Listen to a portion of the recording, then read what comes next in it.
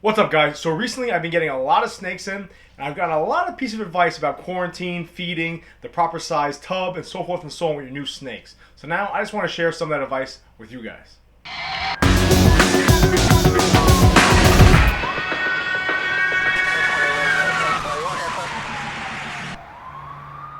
What's going on, guys? I'm Baker and welcome to Blue Line Wars. If you're new to the channel, please subscribe, hit the notification bell, give me a thumbs up. We are a new ball python breeding channel. We're only about 3 months old. I post every Monday, Wednesday, Friday, and Saturdays. I have an Instagram channel, blue_line_morph. I post in there daily. It's become more like a personal account, so I always interact with people. Definitely follow me on there. Hit me up in there, DM me. I'm always going to answer you back. Same thing with Facebook. New Facebook page, Blue Line Morph. Trying to grow that. We're slowly moving. But guys, listen. I greatly appreciate the support. We're slowly closing the 1,000 subscriber mark. I think I'm at like 924 so far. The last video I posted, you guys really liked it. It was my unboxing video. But as I did the unboxing video, I got a lot of advice about quarantine, about feeding, about tub size, and stuff like that. So a lot of the stuff I didn't think of, a lot of stuff I kind of knew, some of the stuff I was lazy with. So I just wanted to share that advice with you guys, especially if you're picking up some new snakes. So I'm going to cover just like quarantining, tubs, substrate, and just letting them settle in, and also feeding. With that being said, guys, quick update on everything that's going on. The eggs are looking great. Today's Saturday. I'm about to cut my grass. It's Saturday the 20th, June 20th. My eggs are looking great from Big Mama. There's one that I said had no veins in it. It's looking a little yellow. I might pull that one. I'm not entirely sure. Also, next week, Luna's clutch, the first clutch that I'm pretty sure I smoked, would be due to be cut. I'm still going to cut them. Just for me to be educated, and I'm going to videotape it and make a video out of it just so you guys can see, listen, I smoked a clutch, this is what it looks like inside, and who knows, two of them still are kind of fat, they're about this big opposed to being that big. Maybe I get lucky and I have a miracle baby, I don't know. But also, I picked up some more, can you see it? African soft fur rats.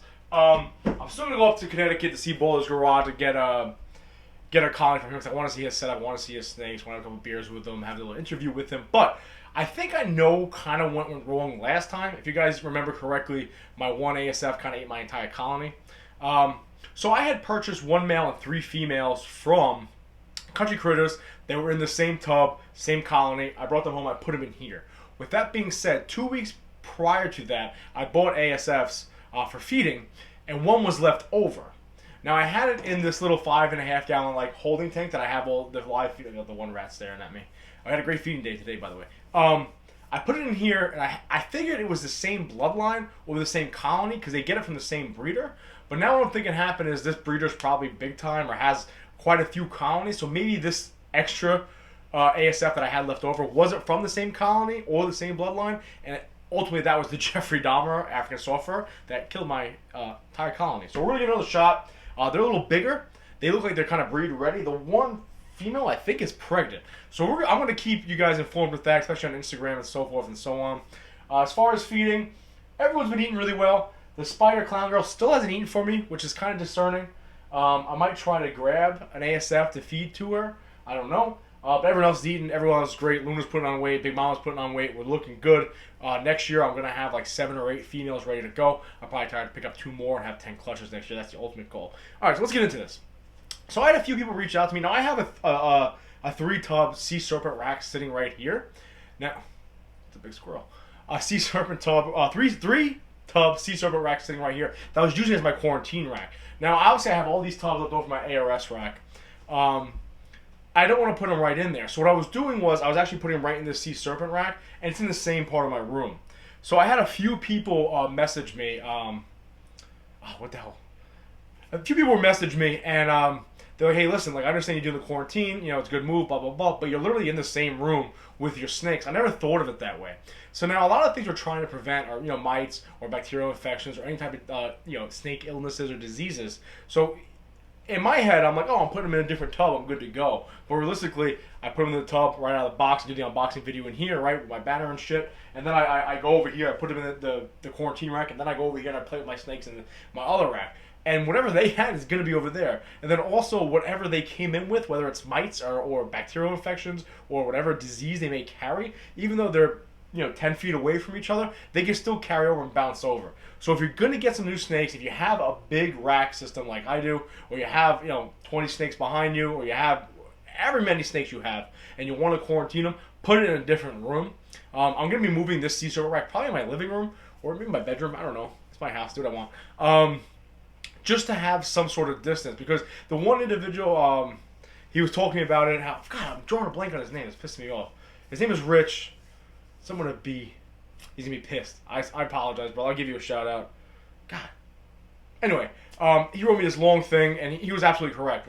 So he was telling me a story how he got a bunch of snakes in from people, and it took about 3 to 4 weeks for mites actually to incubate themselves and then slowly be hatched out of the eggs or whatever the case may be. So although his snake looked good for 3 or 4 weeks, all of a sudden he had mites, and those mites, he had to deal with them. So now my mistake is I got these four girls in, some of which are very expensive, and I put them right into this rack that's right here. So God forbid they do have a mite, so they do have some respiratory infection. I'm kind of shit out of luck right now. I'm just going to monitor it very, very closely because I don't want it jumping over to your other tubs and wiping out your collection. I'm $30,000 deep right now in snakes, and the last thing I want to do is have buy some snake from somebody and wipe out my entire collection.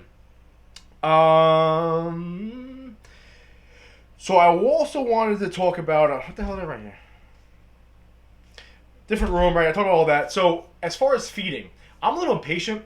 So when I got my snakes in the other day, I had food ready for them, and I've had mixed reviews on this. I've had some snakes that took food right away, and I've had some snakes that take a little while to settle in. Just like I said, my spider clown girl hasn't eaten yet, and I provided her with ample time. I left her alone, so forth and so on.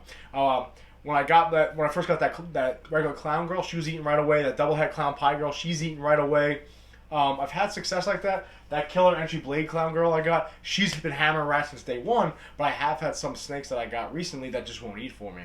That head pie girl I got from Ozzy is a really picky eater. She just took a mouse. So I think what I'm going to start doing, and actually Rob from Razor Reptiles brought this up, that he lets them settle for about a week. I think I'm going to do that no matter what. Just let the snake kind of settle. I'm going to put him in the tub with the quarantine rack, close it, and forget it, right? Set it and forget it. Ultimately, it allows the snake to kind of settle down. It's not as agitated from the trip. The last thing you want to do is you have the snake that travel 24 hours in these bags, and next thing you know, you're just throwing a mouse at them. Like they're gonna be agitated. You're gonna be agitated. You're gonna get nervous. They're gonna get pissed off.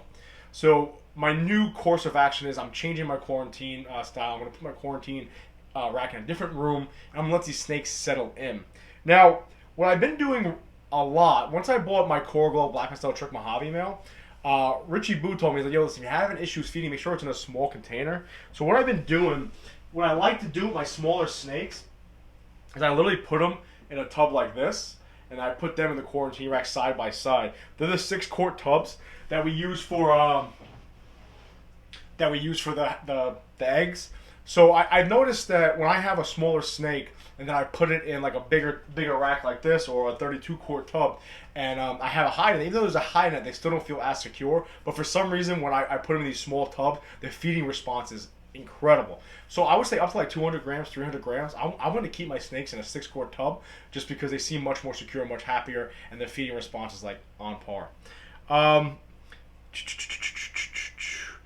Also, I would contact whoever you got the snake from and ask them what they were feeding it. Because I've gotten snakes where people say, oh, they're a mouser, or I feed them live hoppers. Then I've got people say, oh, I feed them like rat pups or small rats, so forth and so on. So, for example, I contacted the guy I got the spider clown from recently, and he was telling me, oh, I feed them like smaller crawlers. Like, even though that snake can take a small rat, she's thick. She's about that thick.